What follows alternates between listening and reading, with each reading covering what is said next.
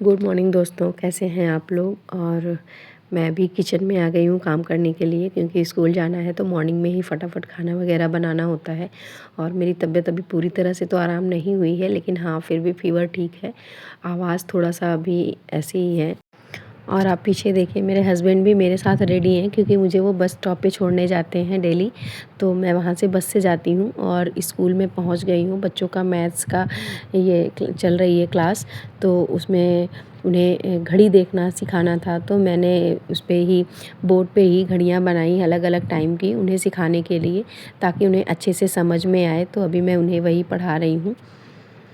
और अगर आप बच्चों को प्रैक्टिकली कोई चीज़ सिखाते हैं तो वो ज़्यादा अच्छे से सीख पाते हैं, क्योंकि बच्चे तो छोटे हैं। और मेरी ये क्लास सेकंड क्लास है, तो उन्हें काफ़ी छोटे बच्चे हैं, तो उन्हें बहुत अच्छे से समझाना होता है, ताकि ईज़िली वो समझ पाएँ हर चीज़ को।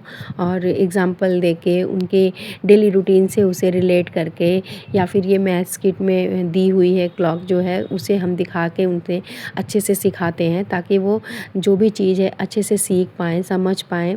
ऐसा ना लगे कि मैडम ने क्या पढ़ाया हमें समझ ही नहीं आया। ऐसा नहीं करना है, क्योंकि बच्चे भी छोटे हैं और उन्हें जब तक समझ नहीं आएगा तब तक उन्हें किसी भी सब्जेक्ट में इंटरेस्ट नहीं आएगा। मैथ्स तो वैसे भी ऐसी होती है कि बच्चे उससे डरते हैं। तो बस मैं उनकी हर क्लास को थोड़ा ईज़ी बनाना चाहती हूँ, ताकि वो अच्छे से सीख भी पाएँ, उन्हें इंटरेस्ट भी आए। स्कूल से आने के बाद मैंने थोड़ा-सा रेस्ट किया। चाय वग़ैरह पीने के बाद मैंने सोचा थोड़ा-सा पढ़ाई करते हैं। रास्ते में आते टाइम ही मार्केट पड़ती है, तो मैं चली गई थी और ये क्रॉनिकल की बुक ले आई थी, उसे ही मैं कर रही हूँ। अभी मैं आगे वीडियो में आपको दिखाऊँगी भी, क्योंकि हर मंथ की हम टाइमली लेते जाएँ तो ज़्यादा बेटर रहता है। और बाकी तबीयत का ऐसा ही चल रहा है। गला भी अभी पूरी तरह से ठीक नहीं हुआ, आवाज़ से आपको लग ही रहा होगा। लेकिन हाँ थोड़ा-सा रिलैक्स है, तो लगता है कि हाँ पढ़ लें। अगर हम ज़बरदस्ती से टाइम ना निकालें तो टाइम ना निकले, लेकिन हाँ लगता है कि पढ़ना है तो टाइम तो निकालना ही है। और घर में हम रहते हैं तो बहुत सारे काम हो जाते हैं। अगर आप काम करने में लग जाएँ तो फिर टाइम नहीं निकल पाता है। हाँ, ज़बरदस्ती से बैठ जाओ तो ठीक है, क्योंकि आपको ज़बरदस्ती ही टाइम निकालना पड़ता है। अगर आप टाइम ना निकालें तो फिर आप बातों में ही लग जाएँ, या मोबाइल अगर उठा लिया तो वो तो ऐसा है कि पता ही नहीं चलता कब में टाइम 1 घंटे 2 घंटे का बीत जाए, और आपको पता ही नहीं लगने देता कि हाँ आप ऐसे स्क्रॉल करते-करते ही टाइम पूरा निकाल देंगे। तो स्क्रीन टाइम जो है ना, ये ऐसा है कि हम आजकल चाह के भी बंद नहीं कर पा रहे हैं। अपने ऊपर हम रोक नहीं पा रहे हैं अपने आप को, अपने को खुद को ही क्या कहें, हम बच्चे बड़े सब इससे जूझ रहे हैं।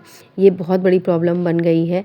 मोबाइल जितना हमारे लिए अच्छा है, उतना ही हमारे लिए प्रॉब्लम भी लेके आया है।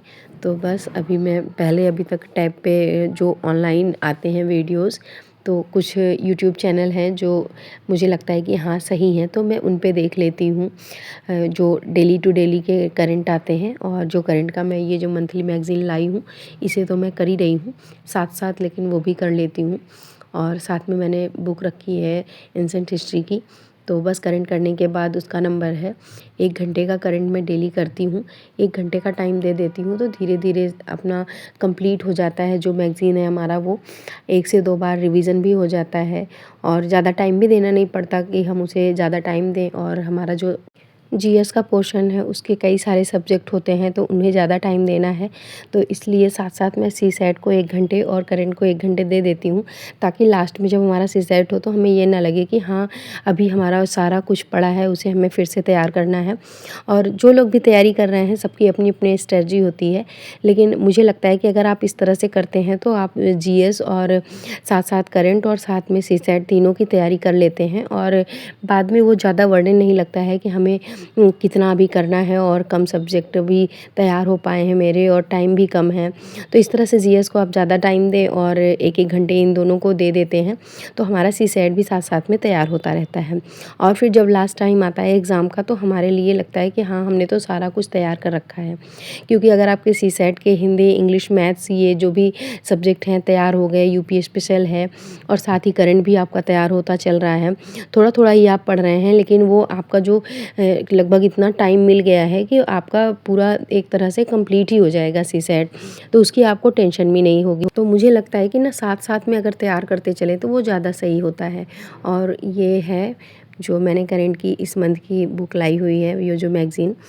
और क्योंकि मंथली आ जाती है टाइमली तो सही रहता है, आप टाइम से पढ़ भी लेते हैं। और मार्केट मेरे स्कूल से आते टाइम रास्ते में ही पड़ता है, तो मुझे जो बुक्स लेनी होती हैं मैं पहले से ही सोच के रखती हूँ, और जब स्कूल से जब मैं आती हूँ तो आते टाइम ही ले लेती हूँ, तो वो सही भी रहता है हमारे लिए। और आ गई है तो मैं अभी से पढ़ना भी स्टार्ट कर दी हूँ, और काफ़ी अच्छी बुक भी है। आपको पता ही है, जो लोग नहीं जानते हैं, जो करंट के लिए मैगज़ीन अभी सोच रहे हैं कि क्या करें यूपीपीसीएस के लिए, तो ये काफ़ी बेस्ट हमें लगी, क्योंकि इसमें स्टेट वाइज़ भी सारी चीज़ें दे रखी हैं, और नेशनल इंटरनेशनल तो सारी चीज़ें हैं ही हैं। और सबसे अच्छी बात है कि बहुत लेंदी नहीं है, बहुत मोटी नहीं है, मुझे तो काफ़ी अच्छी लगी, तो आप इसे ले सकते हैं। और सभी अपनी अपनी पढ़ाई में लगे हुए हैं। मेरी भी कोशिश है कि अच्छे से पढ़ाई कर लूँ ताकि इस बार क्वालीफाई कर लूँ।